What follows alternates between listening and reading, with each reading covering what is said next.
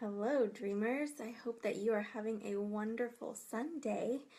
I know I'm late, but we sort of got a late start because I was up late watching the Arkansas A&M game and being terribly disappointed in my team, unfortunately.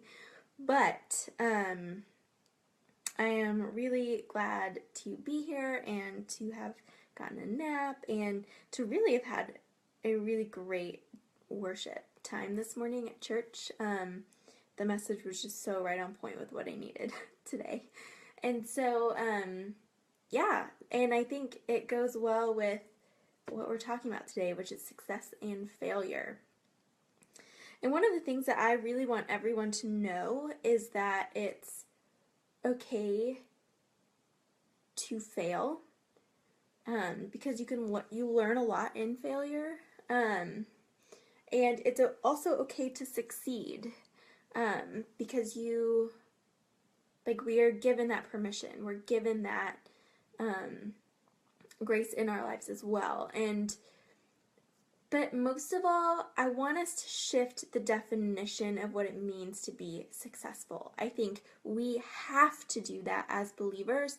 Our definition of success is going to be different.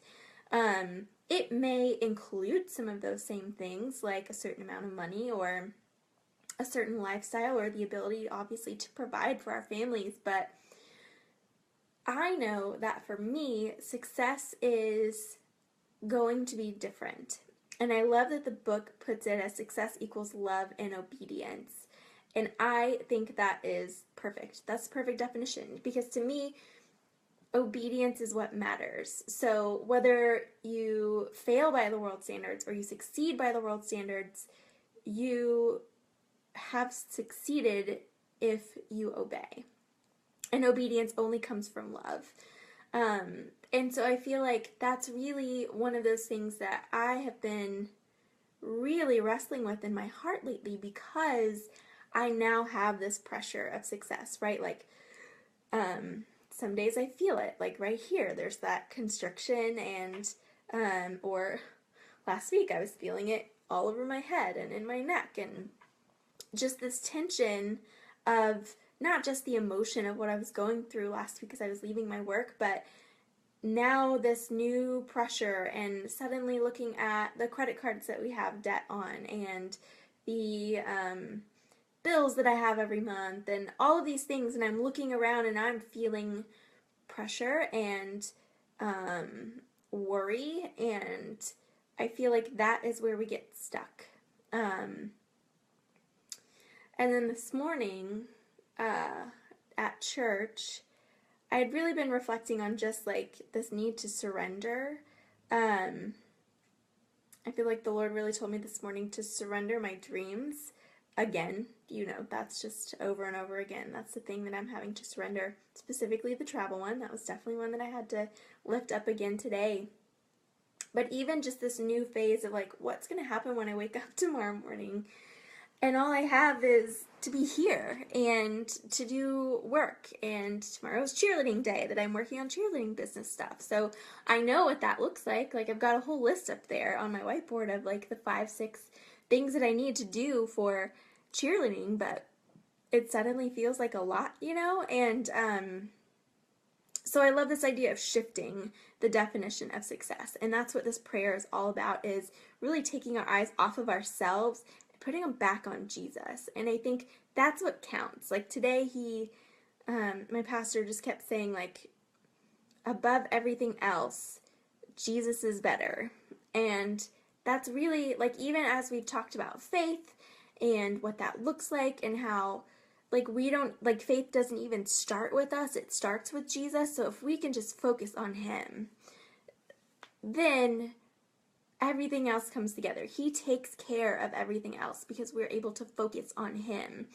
And so I wrote on my whiteboard at the bottom, it just says Jesus is better, so that I remember, like, when I'm in worry mode or when I'm in crazy mode, that I remember that Jesus is better.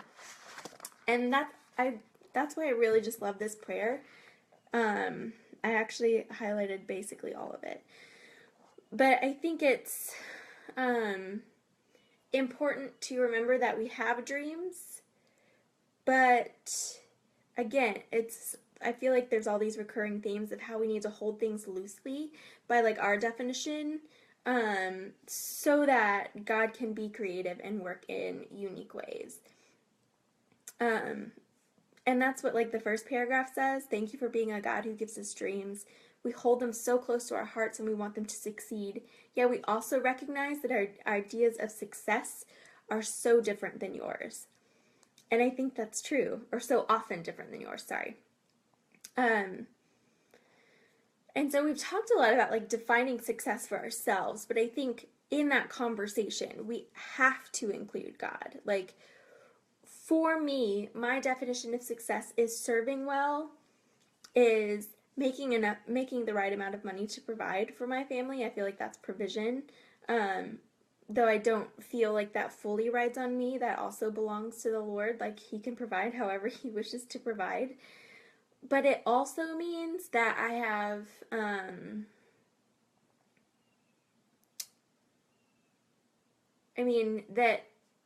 that I have to remember the dreams that God's given me, right? So it's partly to be available so I can share His gospel with other people. It's partly to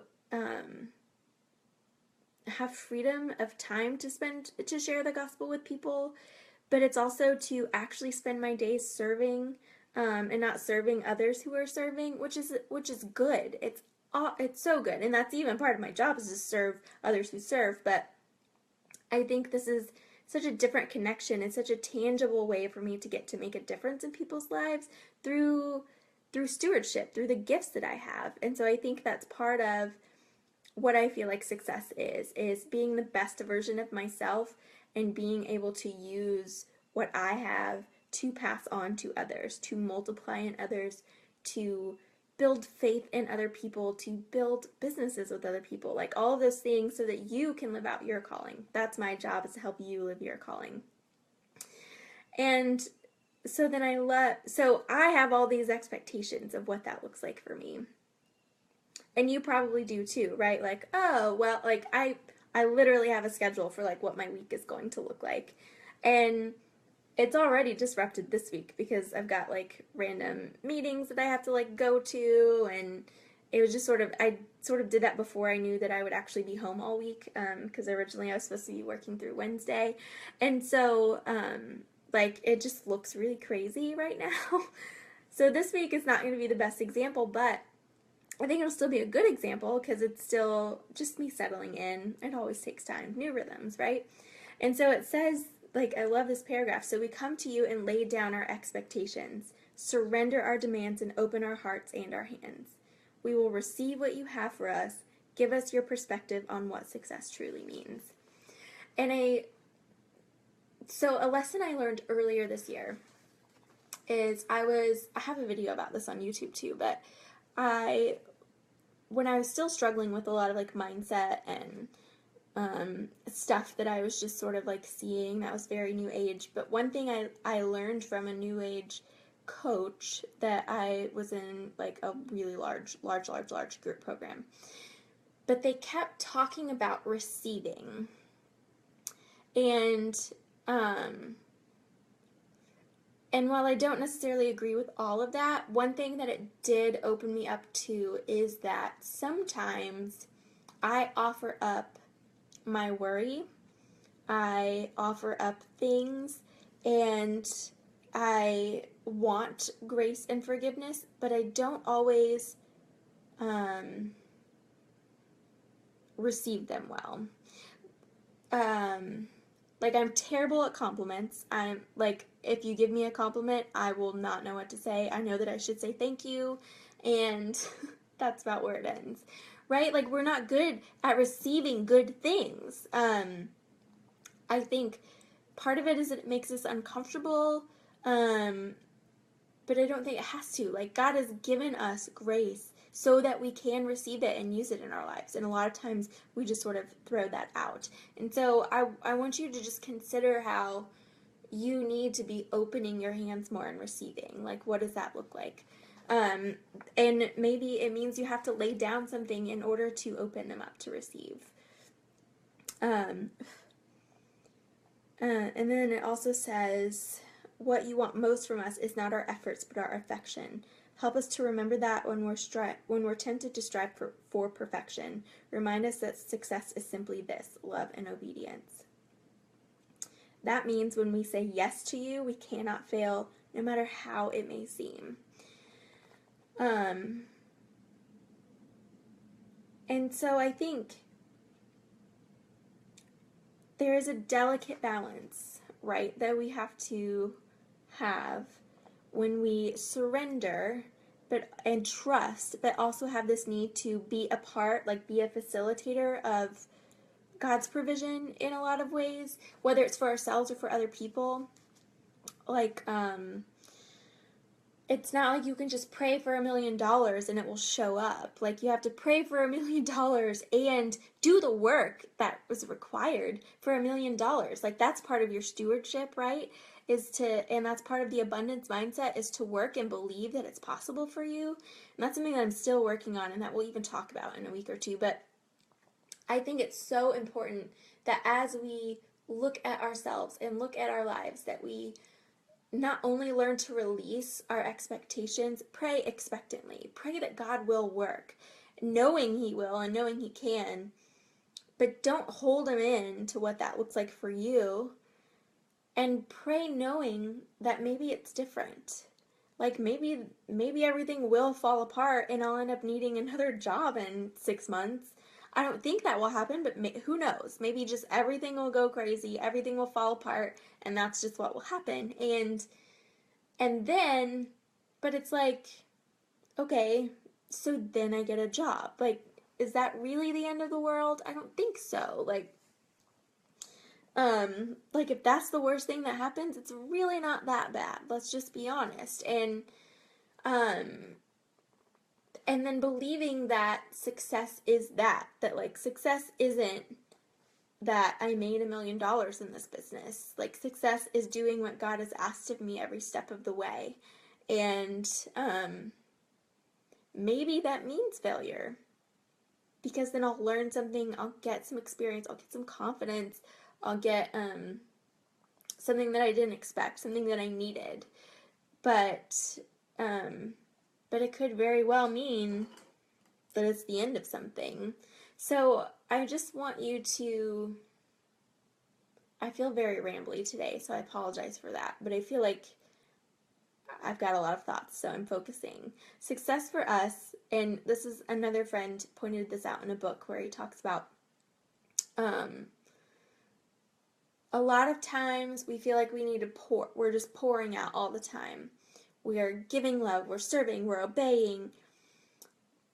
But really we're meant to absorb God's love too. Like our definitions of success should be that we are so absorbing God's love for us, receiving God's love for us, being part of God's love for us, that we can then, that it just flows out of us from there. Like that that obedience, that love, that faith, that trust, like just becomes natural because we are absorbing so much of God's love. And I think that's where this success thing has to start. It has to start at that root where we are accepting what God has for us and loving it and receiving, and then we're able to give abundantly because God has given abundantly. But we're not able to do that unless we're absorbing God's love and God's word and surrendering like we're doing in this prayer thing. And so I feel like success equals love plus obedience, yes, but that doesn't happen unless we're absorbing God's love.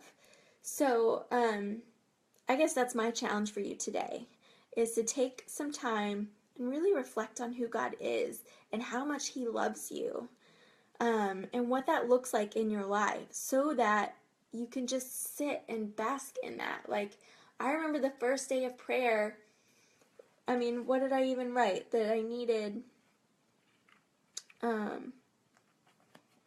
I literally remember saying, like, can I just sit in this right now? Like, can this just be what I do? Can I just sit in your goodness today? Like, just rest at your feet. And so just to be able to sit and absorb that, and it's hard to be silent. Hillary Rushford was talking about that this week, and it's hard just to be still and know, right? That he is God, that he will be exalted among the nations, that he will be exalted in the world, and that's like, he doesn't need us to do that. Like, that's one of my favorite verses. Not, I think everyone knows the be still and know part, but the rest part is like, I will be exalted. Like, just know that I am God. And you can release all of those results. You can release everything because I have it. I could do it alone. I want to do it with you. I want to use you. In fact, I chose you specifically for that thing that you're supposed to do. So please obey and do that, but release it because that pressure doesn't exist anymore. That pressure isn't on you. That the pressure for you is to take that next step, to do that next thing. And that's it. That's the pressure. And that can be heavy because sometimes he asks us to do heavy things. I sit as an example of such a thing. But I think that's what we need to do more of, is pause more. Give ourselves breath. Give ourselves a chance to recover. And just absorb God's love. So as you pray for the rest of these 7-8 days that we have left, because what's today, the 24th? Yeah, 6-7 days. Let's absorb together God's love. Let's take what he has given us, take it in. When we pray, let's pray our prayers, let's do our reflection, but let's also take time to absorb, because I think that can be a game changer for us, to just absorb.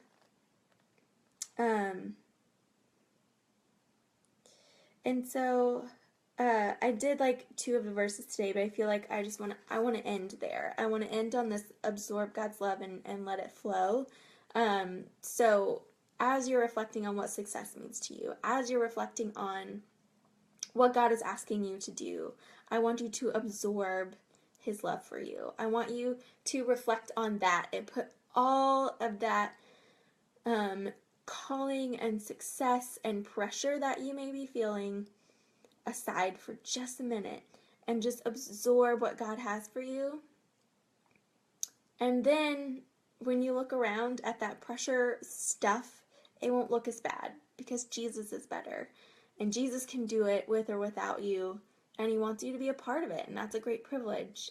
So then I think we're able to sort of release that and absorb even more of God's love. So do that today. Absorb, and the pushing out will happen naturally. So just absorb. Take some time. Absorb. As if that's not a funny enough word, I'm going to say it 27 times. So take it in. Take some time to be still and know that he is God. He will be exalted. And that's all you need, is to know that he's there, that he is better, and that he wants to work with you. But sometimes you just need to sit with it. So sit with it and have a happy Sunday.